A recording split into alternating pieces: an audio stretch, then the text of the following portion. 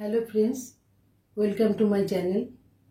ধর্মেন্দ্র এবং রাজেশ খান্না ডিফারেন্স দুজন সেরা অ্যাক্টর, ধর্মেন্দ্র ভার্সেস রাজেশ খান্না আলোচনা করছি। এটা খুব একটা ইন্টারেস্টিং, মানে শুনতে খুব ভালো লাগবে। মানে আমরা ধর্মেন্দ্র যখন মাথায় আসে, আমাদের মাথায় তিনটে জিনিস খুব আসে। একটা আছে ধর্মেন্দ্র হচ্ছে মানে একরকম একটা এভারগ্রিন অ্যাক্টর, দ্বিতীয় হচ্ছে অ্যাকশন হিরো।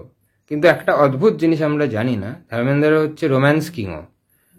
অনেক আগে অনেক রোমান্টিক মুভিতেও উনি কাজ করেছে, এটা আমরা খুব অবাক হয়ে যাব। ধর্মেন্দ্র যেই মুভিতে অ্যাকশন দেখিয়েছে সেই মুভিগুলোতে রোমান্টিক রোলও করেছে, কিন্তু তখন যেহেতু ফুলার পাথর করেছে ইয়ের সাথে, মীনা কুমারীর সাথে। তখন মজার বিষয়টা হচ্ছে কি, তখন মুভিগুলো যেগুলো করতো উনি, মানে 60s দশকে যখন মুভিগুলো করতো একটু শেষের দিকে, অ্যাকশনটা মুভির মেন থিম হতো না, অ্যাকশন আর রোম্যান্স ব্যালেন্স থাকতো। ওই জন্য আমরা ঠিক বলতে পারবো না যে এটা পুরোপুরি রোমান্টিক মুভি, এটা পুরোপুরি অ্যাকশন মুভি। এটা হচ্ছে একটা ব্যালেন্সড মুভি, যেখানে হচ্ছে কি স্টোরিটার উপর জোরটা খুব দেওয়া হয়েছে। মানে দেখো, যেমন লাইভ লোকের যেরকম থাকে, সবকিছুর যেমন একটা থাকে ভালো টকঝাল মিষ্টি মিশিয়ে, এরকম জিনিস থাকতো বলে ওনাকে ওই জন্য ওই ক্যাটাগরাইজ করা যায় না ইজ এন পুরোপুরি অ্যাকশন স্টার বা রোম্যান্স স্টার। এটা 60s দশকে এই জিনিসটা ছিল। নর্মালি ওনাকে অ্যাকশনই ধরতো লোকে, কেন অ্যাকশন মুভি পরবর্তীকালে বেশি করেছে, একগাদা অ্যাকশন মুভি উনি করেছে প্রচুর। আর রাজেশ খান্না তো পুরোপুরি রোমান্টিক মুভি দিয়েই শুরু করলো, আর কিছুটা সাসপেন্সও ওনার মুভিতে ছিল না বলবো না, সেটা খুব কম, সেই দিকটা খুব কম ছিল। কিন্তু সাসপেন্স বা থ্রিলার এরকম টাইপের বইগুলো উনি করতো, আর এগুলোতেই ওনাকে শ্যুট করতো এই টাইমে খুব। দুজনেই কিন্তু চাইল্ড আর্টিস্ট কেউ ছিলেন না, দুজনেই কিন্তু পূর্ণবয়স্ক অবস্থায় মানে ফিল্মে যোগদান করেছিলেন। রাজেশ খান্নার তাও থিয়েটার এক্সপিরিয়েন্স ছিল আর একটু দেরিতে নেমেছিল, আর ধর্মেন্দ্র ওরম থিয়েটার এক্সপিরিয়েন্স অতটা ছিল না, তাও একটু আর্লিতে নেমে গেছিল। আর উনি তো ধর্মেন্দ্র আগে তো জব করতেন, রেলওয়েতে কাজ করতেন, ছেড়ে তারপর চলে এলেন মুভিতে। আসলে ওটাই ওনার মানে পেশা বলুন নেশা বলুন সব ছিল। হ্যাঁ, আর উনি 300 মুভিজ করেন, আর রাজেশ খান্না তো 180 মুভিজ করেন। আমি অনেকই ভিডিওতে বলেছি। হ্যাঁ, আর ধর্মেন্দ্রের টোটাল অ্যাওয়ার্ডস হচ্ছে 24, আর রাজেশ খান্নার অ্যাওয়ার্ড হচ্ছে 30। মোস্ট নাম্বার অফ হিটস ওটা ধর্মেন্দ্রই ওটা ডিজার্ভ করে। হ্যাঁ, ধর্মেন্দ্রই ওটা ডিজার্ভ করে, মোস্ট নাম্বার অফ হিটস উনি করেছে। আর 1969 থেকে 71 পর্যন্ত আপনার প্রায় 15 মুভিজ বোধহয় রাজেশ খান্না 15 মুভিজ তখন টানা হিট দেয়, যেটা ওই সময় খুব বড় রেকর্ড। আর 2 ফিল্মফেয়ার অ্যাওয়ার্ড তো ধর্মেন্দ্র পায়, আর রাজেশ খান্না 6 ফিল্মফেয়ার অ্যাওয়ার্ড পান। আর রাজেশ খান্না বেস্ট অ্যাক্টরের জন্য মানে 3টে ফিল্মফেয়ার অ্যাওয়ার্ড পায়, আর কোনো ধর্মেন্দ্র কোনো সাপোর্টিং অ্যাক্টর বা বেস্ট অ্যাক্টরের জন্য কোনো অ্যাওয়ার্ড পায়নি।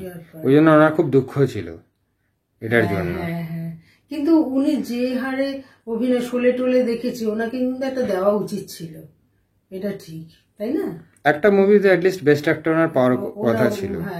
যেরকম অ্যাক্টিং করতো উনি, যেরকম অ্যাকশন সিনগুলো করতো, যেরকম করতো, মানে মাঝামাঝি বয়সেও একদম ওনাকে মানে ফিট লাগতো, তাই না? ওনার কিন্তু বয়স মানে বোঝাই যেত না।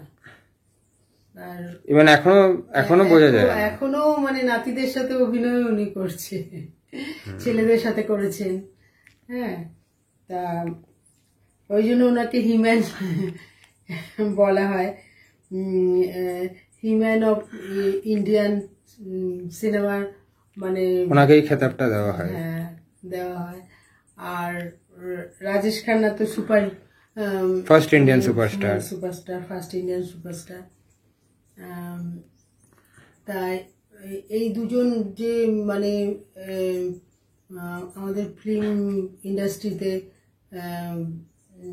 করেছেন, মানে এদের যতটা কন্ট্রিবিউশন, মানে এটা কোনোদিনই ভোলা যাবে না, এরা যা মানে করেছে। হ্যাঁ, আর ধর্মেন্দ্র এখনো মানে কি বলবো, মানে এখনো করে যাচ্ছে, মানে এখনো অনেক কটা মুভি প্রজেক্ট থেকে গেলে যাচ্ছে উনি। fit, হ্যাঁ না, কেননা দেখা গেছে নাতি বিয়ে তো ইভেন উনি লাস্ট যে মুভিগুলো করেছিল, যেটা মানে ছেলেদের সাথে করেছিল, ইয়ামলা পাগলা, দিওয়ানা, ওই সিরিজটা হয়তো অত বড় হিট হতে পারেনি, কিন্তু ওটা খুব পপুলার হয়েছিল লোকজনের মধ্যে। একদম মানে টিভিতে লোকে সবার এন্টারটেনমেন্ট লেগেছিল ওই মুভিতে, কারণ উনি, ওটা কিন্তু একটা বড় ইম্পর্টেন্ট ফ্যাক্টর, উনি কমেডিতেও যে এক্সপার্ট, উনি কিন্তু অলরাউন্ডার, আমরা কিন্তু এটা বুঝতে পারি না।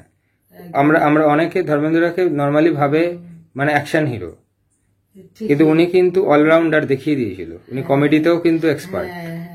একদম। আর উনি এখন টিভিতেও আর খুব ন্যাচারাল কমেডি টিভি শোতেও আসেন এখন, ভালোই আছেন, ভালো থাকুন। ওনার মানে ছোটবেলার থেকে মানে ওনাকে দেখে আসছি, আমার বাবাদের মানে পছন্দের নায়ক ছিল। হ্যাঁ, উনি থাকুন, আরো বেঁচে থাকুন। আর রাজেশ খান্না তো নেই, যাই হোক ওনাকে, ওনার একটা মুভি ছিল মানে শালিমার বলে, ওই মুভিটা দুটো ল্যাঙ্গুয়েজে ডাব হয়েছিল আমি যতদূর জানি, মানে একটা হিন্দিতে যেরকম চলে আর একটা ইংলিশে, ওটা না মানে বাইরের দেশে গেছিল।